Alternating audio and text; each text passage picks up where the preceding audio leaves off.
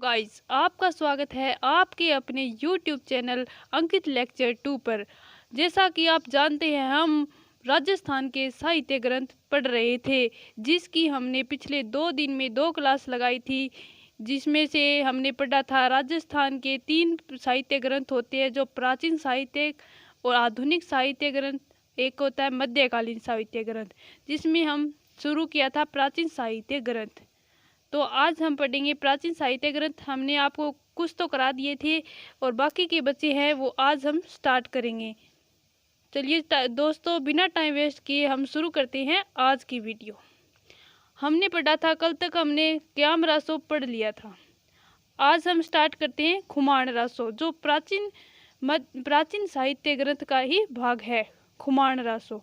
खुमान रासो के रचयिता कौन है दोस्तों? दलपत विजय। कौन है दोस्तों? दलपत विजय। इस ग्रंथ से हमें किसकी जानकारी मिलती है? इस ग्रंथ से हमें मेवाड़ के बप्पा रावल से लेकर राजसिंह तक का इतिहास की जानकारी मिलती है। खुमान रासो से हमें किसकी जानकारी मिलती है दोस्तों? इस ग्रंथ से हमें बप्पा रावल के लेकर राजसिंह तक का इतिहास के बारे में जानकारी मिलती है। और इस नोट पर भी ध्यान देना दोस्तों, नोट में ये बात याद रखना, चित्तौड़गढ़ दुर्ग पर पहला विदेशी आक्रमण किसने किया था? तो चित्तौड़गढ़ दुर्ग पर पहला विदेशी आक्रमण मामू का हुआ था। तो अगला है दोस्तों विजयपाल रासो। विजयपाल रासो के रचयिता कौन है? नल सिंह। विजयपाल से हम याद करेंगे, विजयपाल में ल आता है तो हम याद करेंगे नल सिंह। इस ग्रंथ से हमें करौली शासक विजयपाल सिंह का इतिहास के बारे में जानकारी मिलती है। विजयपाल रासो से हमें करौली शासक विजयपाल सिंह का इतिहास के बारे में जानकारी मिलती है। अगला है प्रताप रासो। प्रताप रासो के रचयिता कौन है? जाचक जीवन। कौन है दोस्तों? जाचक जीवन। इस ग्रंथ में हमें अलवर शासक प्रताप सिंह का इतिहास वर्णित है। आप ध्यान रखें दोस्तों, ये प्रताप महाराणा प्रताप नहीं है, ये अलग प्रताप है। ये अलवर शासक प्रताप सिंह का इतिहास के बारे में जानकारी मिलती है हमें। अगला है रणरासो। रणरासो क्या है दोस्तों? रणरासो के रचयिता है दयाल दास। कौन है दोस्तों? दयाल दास। इसके बारे में हमें क्या जानकारी मिलती है? रणरासो में हमें करण सिंह के इतिहास के बारे में जानकारी मिलती है। अगला है हमीर रासो। हमीर रासो के रचयिता है कवि जोधराज। कौन है दोस्तों? कवि जोधराज। इसके 2 है साहित्य ग्रंथ के रचयिता। एक तो है कवि जोधराज, जिसने 18वीं सदी में इस ग्रंथ को लिखा था। एक है सारंगधर, जिसने 13वीं सदी में इस ग्रंथ को लिखा था। याद रखना दोस्तों, हमीर रासो के 2 ग्रंथ 2 लिखे थे, 2 व्यक्तियों ने लिखे थे। एक तो कवि जोधराज थे, एक थे सारंगधर। इसके बारे में हमें जानकारी मिलती है कि इसमें हमें यह जानकारी मिलती है कि रणथंभौर के चौहान शासक हमीर देव के इतिहास के बारे में वर्णन मिलता है। हमीर रासो में हमें रणथंभौर के चौहान हमीर रासो के बारे में जानकारी मिलती है। अगला है संगत रासो। संगत रासो के रचयिता कौन है दोस्तों?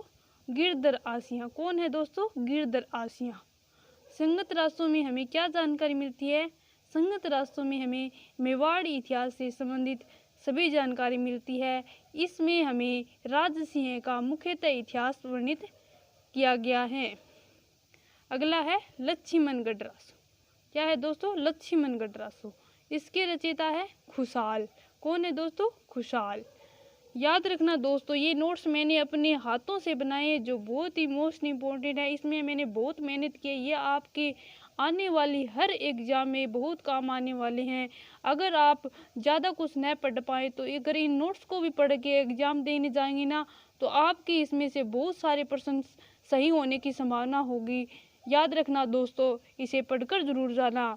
अगला है लक्ष्मणगढ़ रासो। लक्ष्मण रासो के रचयिता कौन है?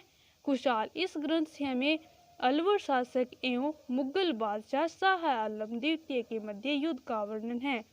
क्या है लक्ष्मणगढ़ रासो में?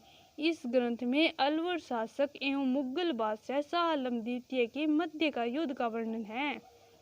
अगला है शत्रुसाल रासो। क्या है दोस्तों? शत्रुसाल रासो। शत्रुसाल रासो की रचयिता कौन है? डूंगर सिंह। इस ग्रंथ में हमें क्या जानकारी मिलती है? इस ग्रंथ में हमें बूंदी शासक शत्रुसाल का इतिहास वर्णित है। इसमें तो हमें याद रखने की ज़्यादा जरूरत नहीं है, क्योंकि शत्रु साल से हमें ज्ञात हो जाता है कि इससे हमें शत्रु साल के बारे में जानकारी मिलती है। अगला है विनहे रासो। विनहे रासो के रचयिता है कवि महेश दास। कौन है दोस्तों? कवि महेश दास। इस ग्रंथ में हमें अलवर शासक अर्जुन गौड़ की वीरता का वर्णन है। इस ग्रंथ में हमें अलवर शासक अर्जुन गौड़ की वीरता का वर्णन के बारे में जानकारी मिलती है। अगला है दोस्तों जवान रासो। जवान रासो के रचयिता कौन है? सीताराम रत्नू। कौन है दोस्तों? सीताराम रत्नू। इस ग्रंथ में हमें बोराज के खंगारोत एवं मराठों के मध्य 18वीं सदी के मध्य के युद्ध के बारे में जानकारी मिलती है। जवान रासो में हमें किसके बारे में जानकारी मिलती है दोस्तों? इस ग्रंथ में हमें बोराज के खंगारोत एवं मराठों के मध्य 18वीं सदी के युद्ध का वर्णन के बारे में जानकारी मिलती है। अगला है रतन रासो। रतन रासो के रचयिता कौन है दोस्तों? कुंभकर्ण। कौन है दोस्तों? कुंभकर्ण। इस ग्रंथ में हमें जोधपुर व जालोर के राठौड़ों का वर्णन मिलता है। जोधपुर व जालोर के राठौड़ों का वर्णन मिलता है। आप सोच रहे होंगे दोस्तों कि क्या ये साहित्य ग्रंथ है, इसमें हमें ना तो कोई ट्रिक मिलती है ना कोई बात, ये टॉपिक बहुत कठिन है। लेकिन दोस्तों इसमें प्रश्न आने की बहुत ज़्यादा संभावना होती है। इसकी कोई ट्रिक नहीं होता है, ये तो तथ्यात्मक शब्द है जिसको हमें याद करना ही होगा, चाहे हमें कुछ भी हो जाए, इनको याद करना ही पड़ेगा। अगला है अचलदासरी वचनिका। अचलदासरी वचनिका के रचयिता कौन है? शिवदास गार्डन। कौन है दोस्तों? शिवदास गार्डन। इस ग्रंथ में हमें होशंग शाह व गागरोन शासक अचलदास खिलजी के मध्य युद्ध के बारे में वर्णन मिलता है। अचलदासरी वचनिका में हमें इस ग्रंथ में होशंग शाह एवं गागरोन शासक अचलदास खिलजी के मध्य युद्ध का वर्णन है। अगला और आखिरी इस प्राचीन साहित्य ग्रंथ का आखिरी है ये साहित्य ग्रंथ ढोला मारूरा दोहा। क्या दोस्तों? ढोला मारूरा दोहा। इसके रचयिता कौन है? कवि कल्लोल। कौन है? कल्लोल। ढोला मारू के रचयिता कौन है? कल्लोल।